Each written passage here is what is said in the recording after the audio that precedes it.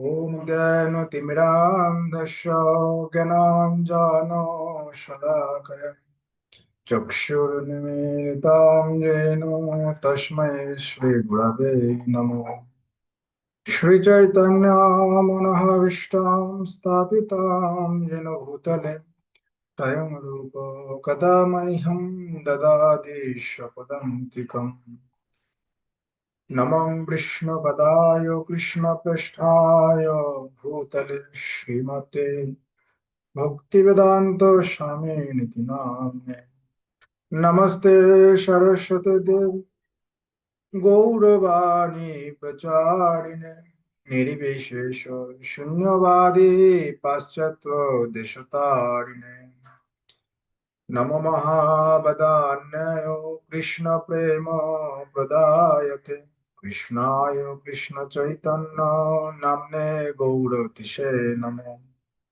नित्यानंद नमस्तभं प्रेमानंद प्रदायिने कलह कल्मषनाशाय जहन्नामिहतये नमो। जय श्री कृष्ण चैतन्य प्रभु नित्यानंद श्री अद्वैत गदाधर श्रीवासादि श्री गौर भक्तवृंद। हरे कृष्णा कृष्णा कृष्णा हरे हरे हरे राम राम राम हरे हरे। मुखं करोति वाचालं पुंगं लंघयते गिरिं यत्कृपातमहं वन्दे श्रीगुरु दीनतारिणम्। परमानंद माधव श्रीचैतन्य ईश्वरं हरि ओम तत्सत्। ओम नमो भगवते वासुदेवाय। ओम नमो भगवते वासुदेवाय। ओम नमो भगवते वासुदेवाय। हरे कृष्ण। ग्रंथ श्री चैतन्य चरितामृत कृष्णदास कविराज गोस्वामी रचित आदि লীলা গৌরবাদী মঙ্গলাচরণ চলছে আমাদের এখন বন্দনা। 46 নম্বর শ্লোক পর্যন্ত আমরা অধ্যয়ন করেছিলাম। আজকে আমরা 47 নম্বর শ্লোক থেকে আলোচনা করব। জয় জয় শ্রী চৈতন্য জয় নিত্যানন্দ জয় দ্বৈত চন্দ্র জয় গৌরা ভক্ত বৃন্দ। জয় জয় শ্রী চৈতন্য জয় নিত্যানন্দ জয় দ্বৈত চন্দ্র জয় গৌরা ভক্ত বৃন্দ। জয় শ্রীকৃষ্ণ চৈতন্য মহাপ্রভু কি জয়। পঞ্চতত্ত্ব গুরুদেব ভগবান কি জয়। শ্লোক সংখ্যা 47। শিক্ষা গুরুকে তো জানি কৃষ্ণের স্বরূপ অন্তর্যামী ভক্ত শ্রেষ্ঠ এই দুই রূপ। শিক্ষা গুরুকে পরমেশ্বর ভগবান শ্রীকৃষ্ণের স্বরূপ বলে জানতে হবে। শ্রীকৃষ্ণ নিজেকে অন্তর্যামী পরমাত্মা রূপে ও শ্রেষ্ঠ ভক্ত রূপে প্রকাশ করেন। তাৎপর্য শ্রীল কৃষ্ণদাস কবিরাজ গোস্বামী উল্লেখ করেছেন যে শিক্ষাগুরু হচ্ছেন শ্রীকৃষ্ণের যথার্থ প্রতিনিধি। শিক্ষা গুরু রূপে শ্রীকৃষ্ণ আমাদের অন্তরে ও বাইরে শিক্ষা দেন। অন্তর থেকে তিনি আমাদের নিত্য সহচর পরমাত্মা রূপে শিক্ষা দেন এবং বাইরে শিক্ষাগুরু রূপে ভাগবত গীতার জ্ঞান দান করেন। দুই রকমের শিক্ষাগুরু রয়েছেন। প্রথম হচ্ছে মুক্ত পুরুষ, যিনি সর্বতভাবে ভগবানের সেবায় মগ্ন, এবং দ্বিতীয়ত যিনি যথাযথ নির্দেশ প্রদান করার মাধ্যমে শিষ্যের হৃদয়ে কৃষ্ণ ভাবনা জাগরিত করেন। এভাবেই ভগবত ভক্তির বিজ্ঞান সম্বন্ধীয় শিক্ষাকে আধ্যাত্মগত ও বস্তুগত এই দুই ভাগে ভাগ করা যায়। অর্থাৎ তা চিন্ময় অনুভূতি ও ইন্দ্রিয় চেতনা উভয়ের মাধ্যমেই উপলব্ধি করা যায়। যথার্থ আচার্য বলতে তাকেই বোঝায় যিনি শ্রীকৃষ্ণকে প্রদান করেন এবং শিষ্যকে পূর্ণ জ্ঞান দান করে ভাগবত সেবায় যুক্ত করেন। কেউ যখন কৃষ্ণ তত্ত্ব বেত্তা গুরুদেবের কাছ থেকে শিক্ষা প্রাপ্ত হয়ে যথার্থভাবে পরমেশ্বর ভগবান শ্রী বিষ্ণুর সেবায় নিযুক্ত হন, তখন ব্যবহারিকভাবে তার ভাগবত ভক্তি শুরু হয়। ভাগবত ভক্তির এই পন্থাকে বলা হয় অভিদেব। অর্থাৎ কর্তব্য স্বরূপ যে কার্য সম্পাদিত হয়। আমাদের একমাত্র আশ্রয় হচ্ছেন পরমেশ্বর ভগবান, এবং যিনি আমাদের শিক্ষা দেন কিভাবে সেই ভগবানের সমীপ সমীপবর্তী হওয়া যায়। তিনি হচ্ছেন পরমেশ্বর ভগবানের মূর্ত প্রকাশ শ্রী গুরুদেব। আশ্রয় দাতা পরমেশ্বর ভগবানের সঙ্গে শিক্ষাগুরু ও দীক্ষাগুরুর কোনো রকম পার্থক্য নেই। কেউ যদি মূর্খের মতো তাদের মধ্যে কোনো পার্থক্য নিরূপণ করে, তাহলে তা ভাগবত ভক্তির মার্গে অপরাধজনক। শিল সনাতন গোস্বামী হচ্ছেন আদর্শ গুরু, কেননা তিনি বদ্ধ জীবকে মদন মোহনজির শ্রী পাদপদ্মের আশ্রয় দান করেন। পরমেশ্বর ভগবানের সঙ্গে সম্পর্ক বিস্মৃত হওয়ার ফলে কেউ হয়তো বৃন্দাবনের যথার্থ রূপ দর্শন করতে অসমর্থ হতে পারে, কিন্তু শিল সনাতন গোস্বামীর কৃপায় সে বৃন্দাবনে বসবাস করে প্রভূত স্বীকৃতি অর্জন করার সুযোগ লাভ করতে পারে। অর্জুনকে ভগবদ গীতার শিক্ষা দান করে শ্রী গোবিন্দজি ঠিক শিক্ষাগুরুর মতো আচরণ করেছেন। তিনি হচ্ছেন আদি গুরু, কেননা তিনি আমাদের শিক্ষা দেন এবং তাকে বলা হয়, তাকে সেবা করার সুযোগ দেন। দীক্ষাগুরু হচ্ছেন শ্রী মদন মোহন বিগ্রহের মূর্ত প্রকাশ, আর শিক্ষাগুরু শ্রী গোবিন্দ দেব বিগ্রহের মূর্ত প্রকাশ। এই দুটি বিগ্রহ আজও বৃন্দাবনে পূজিত হচ্ছেন। শ্রী গোপীনাথজি হচ্ছেন পারমার্থিক উপলব্ধির চরম আকর্ষণ। নৈবপর্যন্তপচিতম কবয়স্তবেশ ব্রহ্মায়ুষাপি কৃতম উদ্রিমুদ স্মরণন্ত জহন্তহরবৈস্তনুভূতামাশুভম বিধুম্ব স্ম নাম্নাচার্য চৈতা বপুষা স্বগতিম বেনক্তি। হে ভগবান, পরমার্থ বিজ্ঞানের কবি ও অভিজ্ঞ ভক্তরা ব্রহ্মার মতো দীর্ঘ আয়ু প্রাপ্ত হয়েও আপনার কাছে তাদের কৃতজ্ঞতা ব্যক্ত করতে সমর্থ হন না, কারণ আপনি দেহধারী জীবদের সমস্ত অশুভ বিদৃত করে আপনার কাছে যাওয়ার পথ প্রদর্শন করে বাইরে আচার্য রূপে এবং অন্তরে পরমাত্মা রূপে নিজেকে প্রকাশ করেন। এই শ্লোকটি শ্রীমদ্ ভাগবত থেকে উদ্ধৃত হয়েছে, একাদশ স্কন্ধের 29 নম্বর অধ্যায়ের 6 নম্বর শ্লোক। যোগ সম্বন্ধে শ্রীকৃষ্ণের কাছ থেকে সমস্ত প্রয়োজনীয় নির্দেশ প্রাপ্ত হওয়ার পর উদ্ধব এই উক্তিটি করেছিলেন, তেষাং সতত যুক্তানাম ভজতম প্রীতিপূর্বকম দদামি বুদ্ধি যোগম তম যেন মামুপজন্ততি তে উপজান্তি তে। যারা প্রীতি সহকারে সর্বদা আমার ভজনা করে, আমি তাদের যথার্থ বুদ্ধিমত্তা দান করি, যার দ্বারা তারা আমার কাছে ফিরে আসতে পারে। ভাগবত গীতায় 10-10 এই শ্লোকে স্পষ্টভাবে বর্ণনা করা হয়েছে যে গোবিন্দদের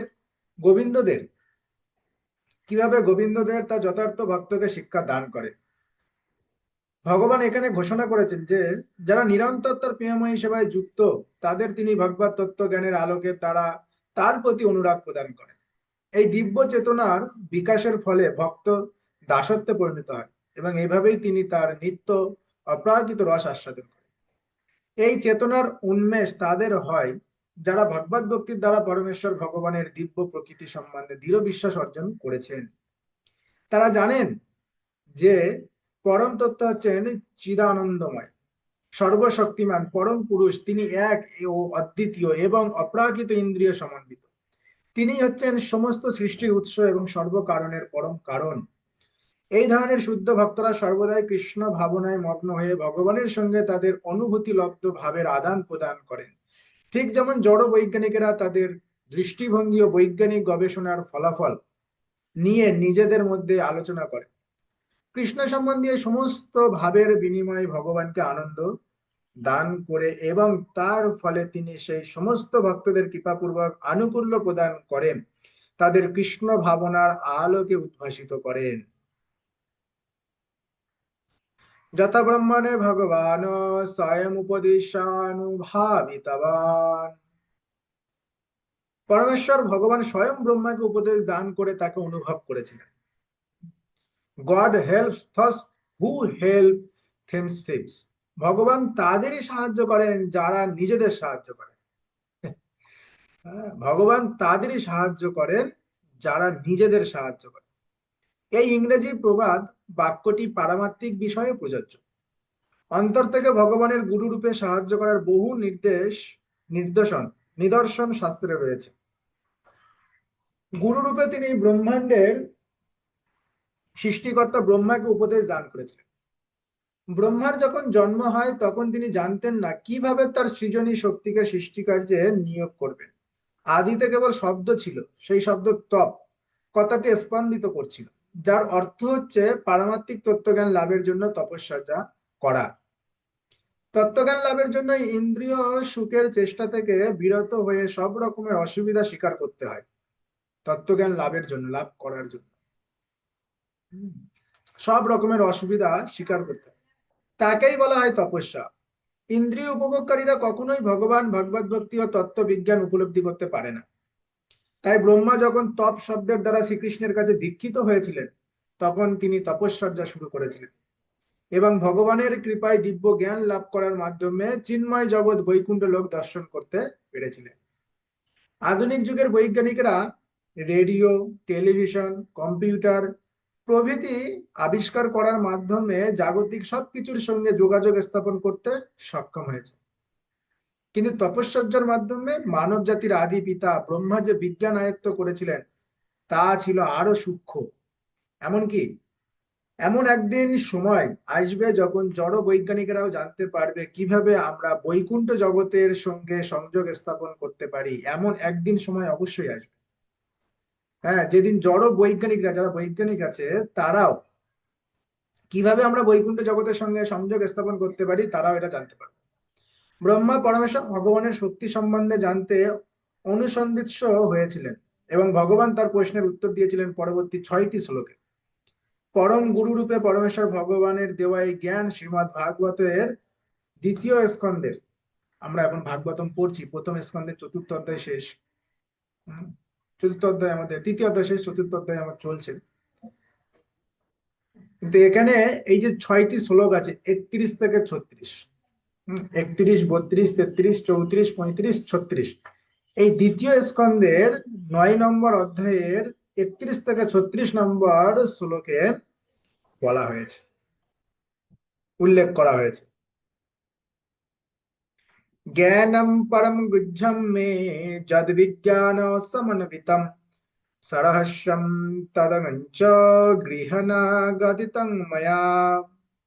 আমি যা বলবো তা মনোযোগ সহকারে শ্রবণ করো, কেননা আমার সম্বন্ধে ওই দিব্য জ্ঞান কেবল বিজ্ঞান সম্মতই নয়, তা অত্যন্ত রহস্যপূর্ণ।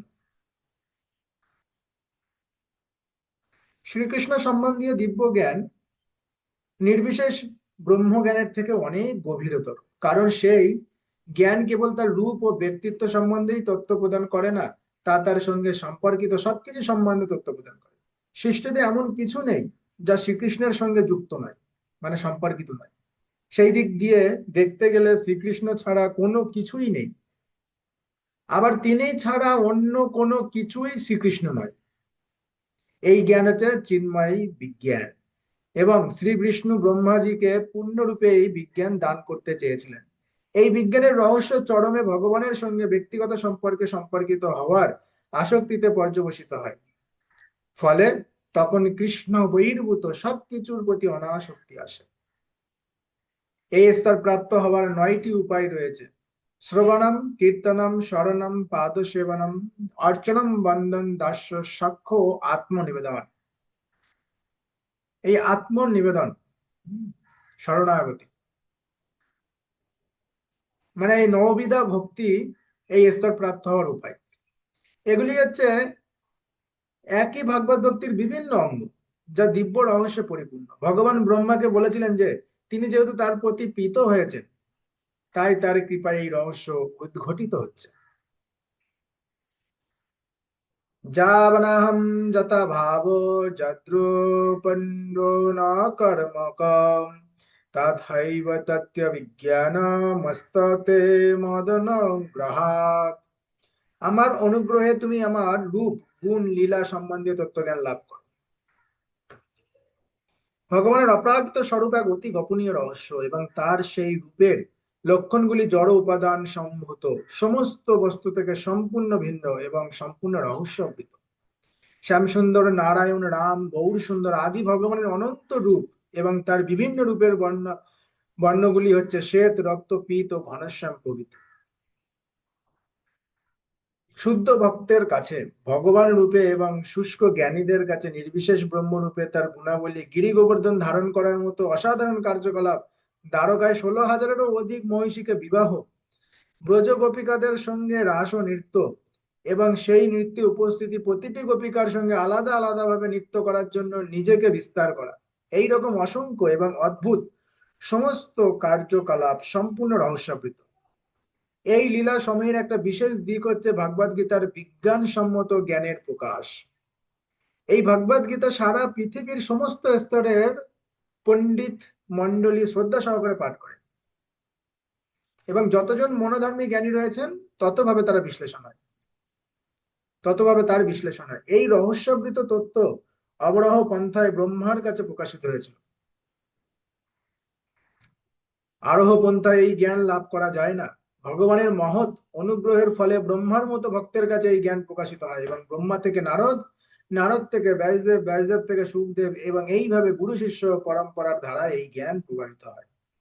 আমরা যে জ্ঞানগুলো লাভ করছি এইসব জ্ঞান সব গুরু পরম্পরা ধারা এর উপর থেকে আসছে, তারপরে আমরা পাচ্ছি।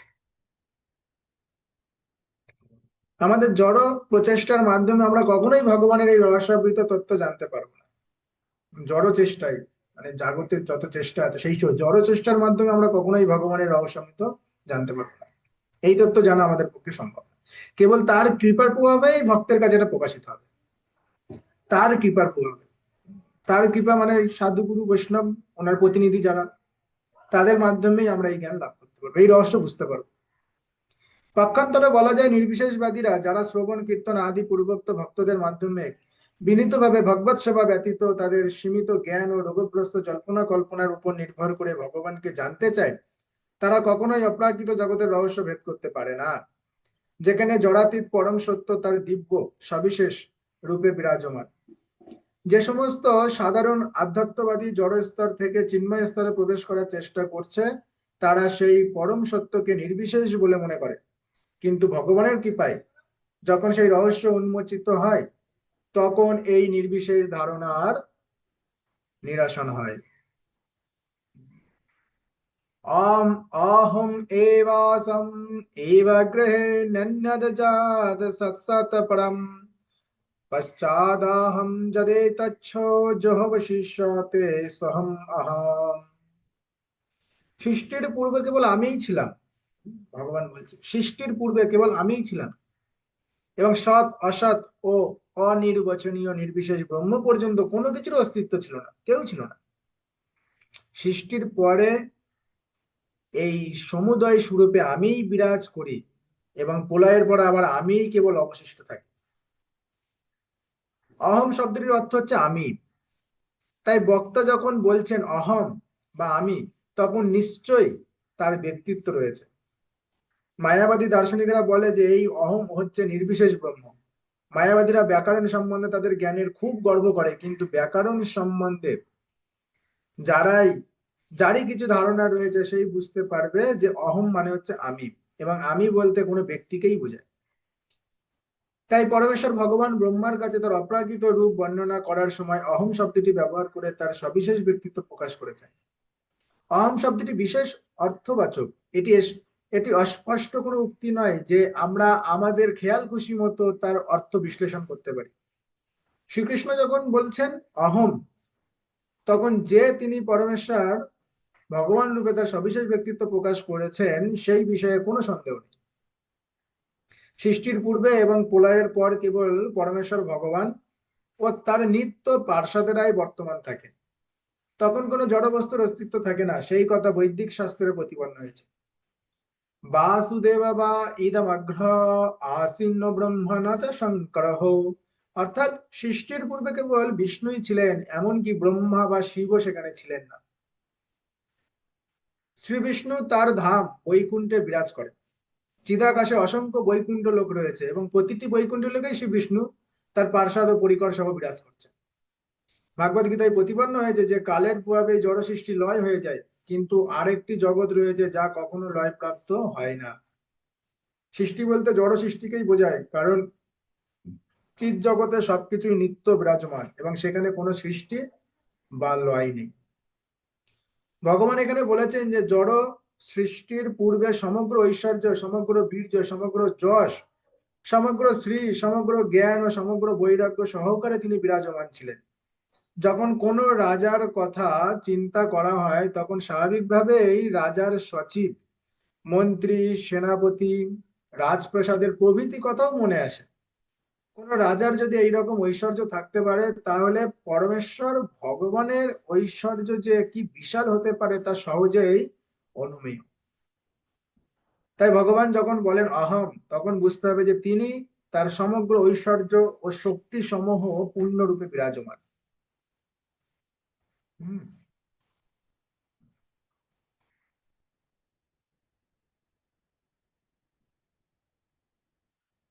জং শব্দটির দ্বারা ব্রহ্ম বা ভগবানের নির্বিশেষ রশ্মিচ্ছটাকে বোঝানো হয়েছে। ব্রহ্ম সংহিতায় বলা হয়েছে 5-40 তদ ব্রহ্ম নিষ্কলম অনন্তম সেজভূতম। ব্রহ্মজ্যোতি অন্তহীন ভাবে বিচ্ছুরিত হয়। সূর্য যেমন একটি বিশেষ স্থানে অবস্থান করলেও তার রশ্মি বহু দূর পর্যন্ত প্রসারিত হয়, তেমনি পরম তত্ত্ব হচ্ছেন পরমেশ্বর ভগবান এবং তার শক্তি বা রশ্মিচ্ছটা ব্রহ্ম অন্তহীন ভাবে বিচ্ছুরিত হয়। ব্রহ্ম থেকে জড়জগতের প্রকাশ ঠিক যেমন সূর্য রশ্মি থেকে মেঘের প্রকাশ হয়। মেঘ থেকে বৃষ্টি হয়, বৃষ্টি থেকে গাছপালা জন্মায়, গাছপালা থেকে ফলমূল হয়, শাকসবজি উৎপন্ন হয়, যা আহার করে অন্য সমস্ত প্রাণীরা জীবন ধারণ করে। তেমনি পরমেশ্বর ভগবানের দেহ নির্গত রশ্মিচ্ছটা অনন্ত কোটি ব্রহ্মাণ্ডের সৃষ্টির কারণ। ব্রহ্মজ্যোতি নির্বিশেষ, কিন্তু সেই শক্তির উৎস হচ্ছে সবিশেষ ভগবান। তার ধাম বৈকুণ্ঠে, তার থেকে নির্গত এই ব্রহ্মজ্যোতি বিচ্ছুরিত হয়। তিনি কখনোই নির্বিশেষ নন। যেহেতু নির্বিশেষবাদীরা ব্রহ্মের উৎস সম্বন্ধে অবগত নয়, তাই তার ভ্রমবশত মনে করে যে নির্বিশেষ ব্রহ্মই হচ্ছে চরম বা পরম লক্ষ্য। এই উপনিষদে বলা হয়েছে যে নির্বিশেষ রশ্মিচ্ছটার আবরণ ভেদ করে পরমেশ্বর ভগবানের রূপ দর্শন করতে হয়। কেউ যদি সূর্য কিরণের উৎস সম্বন্ধে জানতে চায় তাহলে তাকে সূর্য কিরণের স্তর অতিক্রম করে সূর্য মণ্ডলে প্রবেশ করতে হবে এবং তারপর সেখানকার আদিষ্ঠাত্রী দেবতা সূর্যদেবকে দর্শন করতে হবে। পরম তত্ত্ব হচ্ছেন পরম পুরুষ ভগবান এবং শ্রীমদ্ ভাগবতে সেই তত্ত্ব বিশ্লেষণ করা হয়েছে। সৎ মানে কার্য, অসৎ মানে কারণ, এবং পরম শব্দের অর্থ হচ্ছে পরম তত্ত্ব, যিনি হচ্ছেন কার্য কারণের অতীত। সৃষ্টির কারণ হচ্ছে মহৎ তত্ত্ব বা জড়া শক্তির সমষ্টি এবং তার কার্য হচ্ছে সৃষ্টি। কিন্তু আদিতে কার্য অথবা কারণ কোনোটিই ছিল না। তার প্রকাশ হয়েছিল পরমেশ্বর ভগবান থেকে, ঠিক যেভাবে পরমেশ্বর ভগবান থেকে কালের প্রকাশ হয়েছিল। তা বেদান্ত সূত্রে জন্মাদস্য যতহম, ভাগবত গীতা এই ভাগবতমের পুরো প্রথম শ্লোক বর্ণিত হয়েছে। জড় সৃষ্টির সূক্ষ্মাতি সূক্ষ্ম কারণ বা মহৎ তত্ত্বের উৎস হচ্ছেন পরমেশ্বর ভগবান। সেই তত্ত্ব শ্রীমদ্ ভাগবত ও ভাগবত গীতায় সর্বতভাবে প্রতিপাদ্য হয়েছে। ভাগবত গীতায় 10-8 নম্বর শ্লোকে বলা হয়েছে, ভগবান বলছেন অহম সর্বস্ব প্রভব, আমি হচ্ছি সবকিছুর উৎস। জড় সৃষ্টি অনিত্য হওয়ার ফলে কখনো তার প্রকাশ হয় এবং কখনো তা অপ্রকাশিত থাকে, কিন্তু তার শক্তি উৎপত্তি হয় পরমেশ্বর ভগবান থেকে। সৃষ্টির পূর্বে কার্য বা কারণ কিছুই ছিল না, কিন্তু পরমেশ্বর ভগবান তার পূর্ণ ঐশ্বর্য ও পূর্ণ শক্তি সহ বর্তমান ছিলেন। পশ্চাৎ অহম শব্দ দুটির মাধ্যমে বোঝানো হয়েছে যে প্রলয়ের পরেও ভগবান বর্তমান থাকেন। জড় সৃষ্টি যখন লয় প্রাপ্ত হয় তখনও ভগবান স্বয়ং তার বৈকুণ্ঠ লোক সময় বিরাজ করেন। সৃষ্টির সময়ও ভগবান অনন্ত বৈকুণ্ঠ লোকে বর্তমান থাকে। আবার একই সঙ্গে তিনি জড় জগতের অনন্ত ব্রহ্মাণ্ডের পরমাত্মা রূপে বর্তমান থাকেন। ব্রহ্ম সংহিতায় তা প্রতিপন্ন করে বলা হয়েছে গোলকে এবং নিবাসতি। যদিও তিনি পূর্ণরূপে গোলক বৃন্দাবনে নিত্য বিরাজমান, কিন্তু তবুও তিনি সর্বব্যাপ্ত, অখিল আত্মভূত। ভগবানের এই সর্বব্যাপ্ত রূপকে বলা হয় পরমাত্মা। ভাগবত গীতায় 7-6 বলা হয়েছে অহম কৃতস্নস্য জগত প্রভাবঃ। জড় সৃষ্টি হচ্ছে পরমেশ্বর ভগবানের শক্তির একটি প্রকাশ। জড় উপাদানগুলি ভূমি, জল, অগ্নি, বায়ু, আকাশ, মন, বুদ্ধি ও অহংকার হচ্ছে ভগবানের নিকৃষ্ট শক্তি এবং জীব হচ্ছে তার উৎকৃষ্ট শক্তি। যেহেতু ভগবানের শক্তি ভগবান থেকে অভিন্ন, তাই প্রকৃতপক্ষে সবকিছুই হচ্ছে শ্রীকৃষ্ণের নির্বিশেষ প্রকাশ। সূর্য রশ্মি, সূর্য গ্লোক, সূর্য রশ্মি, সূর্য লোক ও তাপ সূর্য থেকে অভিন্ন, কিন্তু তা সত্ত্বেও তারা সূর্য নয়, তারা হচ্ছে সূর্যের বিভিন্ন শক্তি। তেমনি জড় সৃষ্টি ও জীব হচ্ছে ভগবানের শক্তি, তারা ভগবানের থেকে যুগপৎ ভিন্ন ও অভিন্ন। তাই ভগবান বলেছেন আমি সব, কারণ সব কিছুই তার শক্তি এবং তার থেকেই অভিন্ন, তাই তার থেকে অভিন্ন। যহ বৈশিষ্ট্যত সহস্মাহম, অর্থাৎ সমগ্র সৃষ্টি বিনাশপ্রাপ্ত হওয়ার একমাত্র ভগবানই বর্তমান থাকেন। এই সমগ্র সৃষ্টি বিনাশ হয়ে যাওয়ার পরেও একমাত্র ভগবান থাকবে, তা ভগবানের অন্তরঙ্গা, শক্তি সম্মত এবং নিত্য। ভগবানের বহিরঙ্গা প্রকাশ বা জড় জগতের লয় হয়ে যাওয়ার পরেও গোলক বৃন্দাবন ও বৈকুণ্ঠ লোক সময়ে ভগবানের চিন্ময় লীলাবিলাস অপ্রতিহত ভাবে চলতে থাকে। তাই কালের দ্বারা প্রতিহত হয় না, কেননা চিৎ জগতে কালের কোনো অস্তিত্ব নেই। তাই ভাগবত গীতায় 15:6 বলা হয়েছে, যদ গত্বা না নিবর্তন্তে তত্তম পরমম মমঃ। যেখানে একবার গেলে আর এই জড় জগতে ফিরে আসতে হয় না, সেটি হচ্ছে পরমেশ্বর ভগবানের পরম ধাম, গোলক ধাম। যেখানে একবার গেলে আর এখানে ফিরে আসতে হয় না, কারণ এটা ধ্বংস হবে, ওটা কখনো ধ্বংস হবে না। ওর কোনো সৃষ্টি নেই, কোনো লয় নেই, কিন্তু এর সৃষ্টি আছে, লয় আছে। তা যার সৃষ্টি নেই, লয় নেই, সেখানে যদি আমরা একবার চলে যাই, তাহলে আমাদেরকে আর এখানে ফিরে আসতে হবে না, আমাদেরকে ওখানে যাবার চেষ্টা করতে হবে, মানে ভগবানের সেবা, ভগবানের নাম, ভগবানের ধ্যান করতে হবে। হরে কৃষ্ণ হরে কৃষ্ণ, কৃষ্ণ কৃষ্ণ হরে হরে, হরে রাম রাম রাম হরে হরে।